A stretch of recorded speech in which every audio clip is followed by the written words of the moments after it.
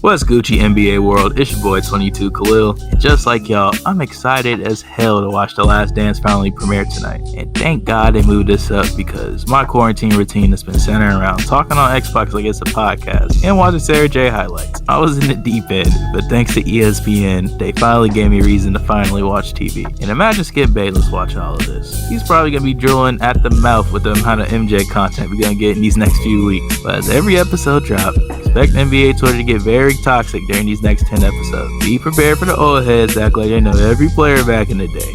Then start a 10-minute convo on how the 90s was different. And be prepared for the younger kids rating your timeline, calling MJ Ball DeMar DeRozan. Yeah, them shits are funny. But seriously, I expect these 10 episodes to be amazing, especially with all the drama that occurred in that last season. But before I start, let me know down in the comment section how excited you guys are for this series. Also, as always, don't forget to like and subscribe to Tings. But with that being said, let's get into the top 5. Lego. Now, first off at the 5 spot, I want to talk about the man that was practically one of the main reasons behind the drama in Jordan's last season with the Bulls, late general manager Jerry Krause. Now, Jerry was the GM for all 6 championships in Chicago, but through this period, he did have some beef with MJ, Pimpin, hell, even head coach Phil Jackson. And from the looks of the snippets that dropped, it definitely gives off vibes of a greedy and power-hungry GM. And as you guys will see in the documentary, the relation he had with MJ and Scottie was very spicy and drama-filled. But for them to last as long as they did, even when it seems like they hated each other, still pretty impressive, and does tell a lot about the character about Krause and MJ. And at the 4th spot, it's only right if I put the guy who was a big force behind Jordan starting his Air Jordan empire at Nike,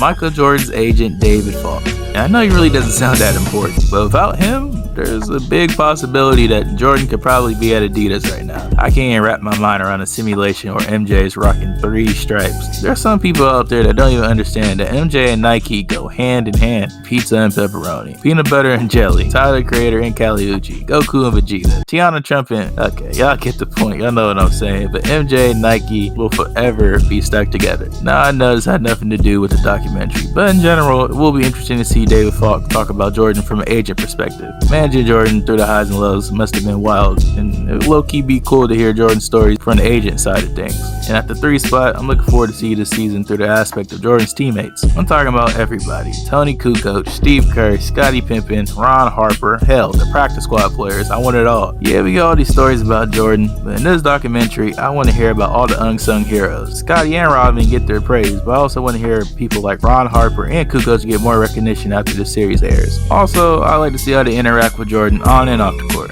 From practices to team gatherings, low-key be cool to see how they interact as a team.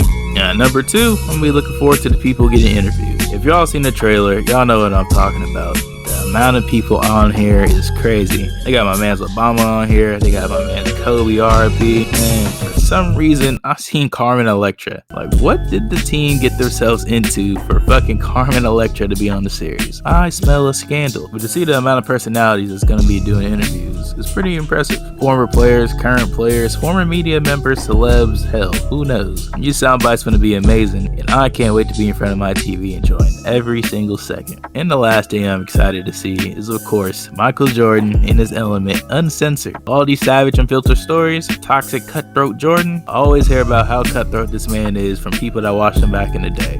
Well, I want to see the vibes in this series. And I know it's just 1 season they're filming, but I better see something toxic. And it's all access too, so I want to see him at practice playing Jedi mind tricks with Steve Kerr or something. Like I said before, we heard all these stories about MJ and how badass he was. I just hope to see a glimpse of it when the documentary drops. And MJ out here saying how after the tape drop, people are going to think he a bad person.